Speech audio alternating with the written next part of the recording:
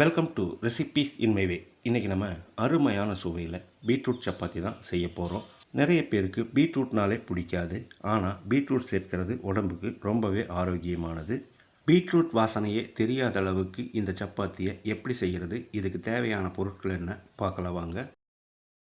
பேனில் 2 டீஸ்பூன் எண்ணெய் விட்டுக்கலாம். 1 கப் அளவு பீட்ரூட்டை துருவி வச்சுருக்க, இதை போட்டுடலாம். அளவான தீயில் ஒரு 2 நிமிஷம் இதை வதக்கிடலாம்.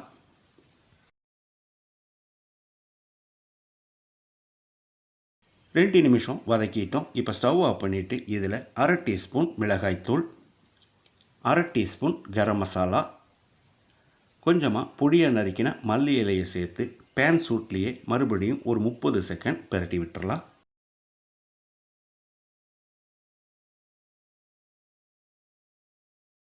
இது எல்லாமே நல்லா வதங்கிடுச்சு. இதை நல்லா ஆறின பிறகு மிக்ஸி ஜாரில் போட்டு வச்சுருக்கேன். இதில் 1 டீஸ்பூன் உப்பையும் கொஞ்சமாக தண்ணியும் சேர்த்து ஃபைன் பேஸ்ட்டாக அரைச்சி எடுத்து வச்சுருக்கேன். பவுலில் 2 கப் அளவுக்கு கோதுமை மாவை போட்டுக்கலாம். இதில் நம்ம அரைச்ச பேஸ்ட்டை ஊற்றி சப்பாத்தி மாவு பதத்துக்கு பிசைஞ்சிடலாம்.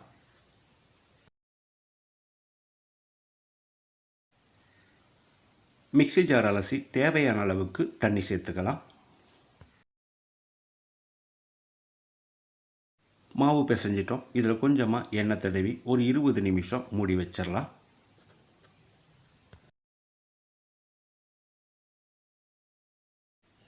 இருபது நிமிஷம் ஆச்சு. இதை மறுபடியும் ஒரு தரம் நல்லா பிசைஞ்சிடலாம்.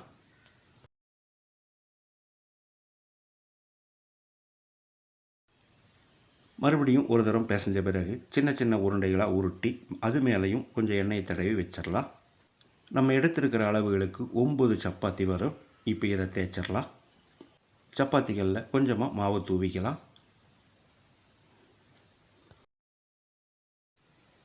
நம்மளில் நிறைய பேருக்கு சப்பாத்தியை ரவுண்டாக தேய்க்க வராது. நல்ல ரவுண்ட் ஷேப்பில் சப்பாத்தி வரணும்னா வலது கையை மட்டும் லேசாக அழுத்தி பிடிச்சி தேய்க்கணும். இடது கையில் அழுத்தக்கூடாது. பார்க்கும்போதே தெரியும் இது எந்த அளவுக்கு ரவுண்ட் ஷேப்பில் வந்துட்டுருக்குன்னு. கல்லில் ஒட்டுற மாதிரி இருந்ததுன்னா லேசாக மாவு தூவி மறுபடியும் தேய்ச்சிக்கலாம். சப்பாத்தி தானாக ரவுண்ட் அடிக்கிறத நீங்களே பார்ப்பீங்க. அதே சமயம் எந்த அளவுக்கு ரவுண்ட் ஷேப்பில் வருதுன்னு பாருங்கள். நான் சொன்ன இந்த மெத்தடில் தேய்ச்சி பாருங்கள். சப்பாத்தி உங்களுக்கும் ரவுண்டாக வரும். தேய்ச்ச பிறகு இந்த மாதிரி 2 கையாலையும் மாற்றி போட்டிங்கன்னா பவுடரெல்லாம் கொஞ்சம் உதிர்ந்துடும். நான் ஏற்கனவே தோசைக்கல் காய வச்சுருக்கேன், போட்டுடலாம். ஒரு 30 செகண்டுக்கு பிறகு இதை திருப்பி போட்டுடலாம். மறுபடியும் ஒரு 30 செகண்ட் வேகட்டும்.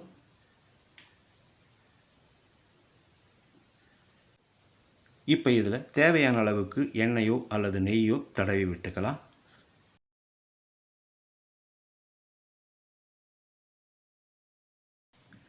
எண்ணெய் தடவி விட்ட பிறகு மறுபக்கமும் திருப்பி போட்டு தேவையான அளவுக்கு எண்ணெய் விட்டுக்கோங்க. இன்னொரு 30 செகண்ட் இது வேகட்டும், எடுத்துடலாம்.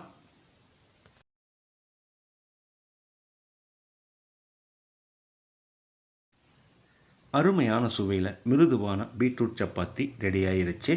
இந்த பீட்ரூட் சப்பாத்திக்கு அருமையான சுவையில் மணக்க ஒரு சைட் டிஷ்ஷோட அடுத்த வீடியோவில் சந்திக்கிறேன். இந்த வீடியோ பிடிச்சிருந்தா லைக் பண்ணுங்கள், கமெண்ட் பண்ணுங்கள், ஷேர் பண்ணுங்கள். சப்ஸ்கிரைப் பண்ணாதவங்க சப்ஸ்கிரைப் பண்ணுங்கள். மறக்காமல் பெல் பட்டனை கிளிக் பண்ணுங்கள்.